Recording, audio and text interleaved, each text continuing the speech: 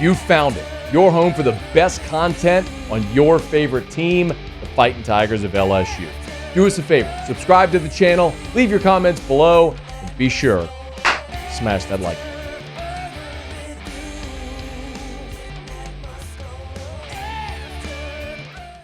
Y'all, we looked at this schedule for LSU all offseason, really for years, because they're made so far in advance, and thought, my goodness, Vegas against USC, UCLA with the return trip, a seldom-made trip to Columbia, South Carolina, Nichols coming into Baton Rouge. We looked at this schedule and thought, God, what a brutal September that's going to be. Man, they really challenged themselves. They did on paper. But the reality is, yes, the opener against SC had a lot of juice, and those neutral site openers often do. But this first month of the season after that opener, LSU has largely existed in somewhat indifference. Not from LSU fans, but nationally. From that game against Southern Cal when LSU lost, it's largely been an out-of-sight, out-of-mind proposition. Maybe the biggest storyline since that opener was all the people that left the UCLA game. I mean, really. That changes on Saturday. Y'all, I love games like this because it's an opportunity to make a memory.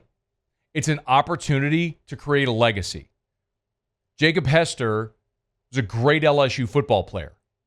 He became an LSU immortal because of a Saturday night in Tiger Stadium. Logan Stokes was a seldom used blocking tight end who caught one pass in his entire LSU career. But that one pass came on a Saturday night in Tiger Stadium against the number 3 ranked Ole Miss Rebels, the only touchdown LSU scored, and LSU won that football game over the number 3 team in the country. We could go down the list, y'all. And in this game in particular, Billy Cannon's run, Burt Jones to Brad Davis. We could talk about Odell mimicking Dr. Cannon's run in 2012, Stephen Ridley's game winner. There's so many of those moments, and every one I just mentioned came on a Saturday night. So what's going to happen tomorrow? I don't know, but it's why we get so juiced for things like this. I understand that in a day and age of college football where there was a stadium's arms race and everybody, including LSU, got caught up in it. Bigger, bigger, bigger. And now you got a 102,000-seat stadium that you rarely ever and probably never will fill consistently again. You're never going to fill that stadium to 102,000 when Nichols or South Alabama or any of those teams come in. But Tiger Stadium is and remains, in my opinion, and certainly a shared opinion by many of you and many nationally, the greatest big game venue in the sport that we all love. When it is right, when it is a night game in Tiger Stadium, there's a meaningful game being played against a marquee opponent. When these beautiful ingredients come together, it makes an amazing gumbo that we all feast on forever. Saturday night, they're going to celebrate 100 years of Tiger Stadium and some of the most amazing moments that we've lived or live vicariously through others.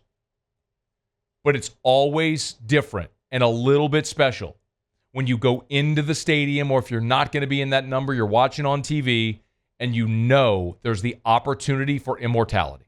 There's an opportunity for a moment that we're going to talk about literally forever. It doesn't always work out that way. Sometimes you have these games with all the buildup, and it falls flat. 2016 Alabama, 2018 Alabama.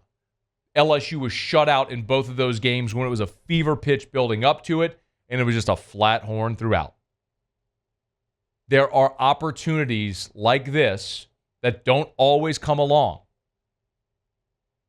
But Saturday night against Ole Miss, a top 10 team, when LSU is, for all intents and purposes, fighting for its college football playoff life to prove that it has come far from what it was defensively a year ago and from what inhibited it from winning that season opener against Southern Cal. Can you imagine a better opportunity than the one that's going to present on Saturday night in Tiger Stadium? Y'all, the juice in this town this week has been real. It has been awesome, and you can feel it. If you've been around this program for your lifetime, you understand what I'm talking about. There are certain weeks that just feel different, and this is one of them.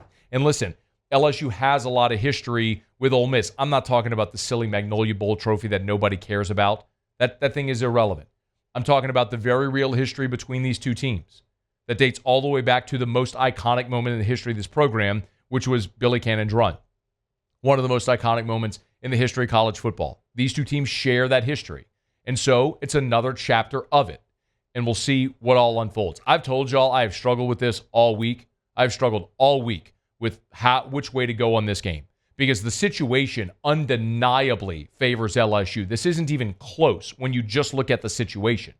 The situation is, it is Saturday night in Tiger Stadium. Brian Kelly, in his coaching career, is 15-2 coming off a bye in home games. Let me say that again. Brian Kelly as a head coach is 15-2 in home games coming off a bye. Lane Kiffin in his time at Ole Miss is 0-4 on the road against ranked opponents. Ole Miss is playing their 7th consecutive game, 3rd consecutive SEC game, back-to-back road conference games. LSU is coming off a bye, rested 2 weeks to prepare for this game. Ole Miss came out on fire the first month of the season like we all saw. They were averaging over 600 yards per game in that first month. They get into conference play. Boom. Lose 20-17 to Kentucky. Win 27-3 at South Carolina against a flaccid South Carolina offense. Very good Ole Miss defense, certainly. But an Ole Miss offense that hasn't gained the traction it had early in the season when it's been challenged. Can the LSU defense and the LSU crowd challenge them, limit them, and make this a 4-quarter football game? Ole Miss is a better roster, y'all. You may not want to hear that, but it's the truth. 1-85, Ole Miss is a better roster than LSU is today. But it's close. If the situation was reversed, if this game were in Oxford and Ole Miss was coming off the bye, I'd pick Ole Miss and do so with ease. But the reason I've struggled so much with this all week is because I know what that stadium can be. I know how hard it is to win back-to-back road conference games in this league, in our league. I know how, don't do it. I know, lost my train. I was rolling too. I know what this can be for LSU as it's a team that doesn't look awesome statistically, defensively, but has undeniably gotten better. And you gave a great coach and great coaching staff 2 weeks to get ready for this game against a team that has really struggled when it's been challenged and a head coach that has yet to win a road game against a ranked opponent since he's been at Ole Miss. The situation undeniably favors LSU. If you're going to be in Tiger Stadium on Saturday night, go make a memory because you got an awesome opportunity to create one of those that they're going to run on one of those reels that we just played that you're going to see on LSU reels forever, highlight reels. You got that opportunity. Mason, we're going to, for the rest of our lives, we're going to watch Mason Taylor catch that 2-point conversion in the corner of the end zone. Mason Taylor! And you got an opportunity on Saturday night in Tiger Stadium for another one of those moments. We'll see if it comes to pass. Hey, thanks so much for watching. Please leave your comments. I love to interact. And be sure to hit the red subscribe button below.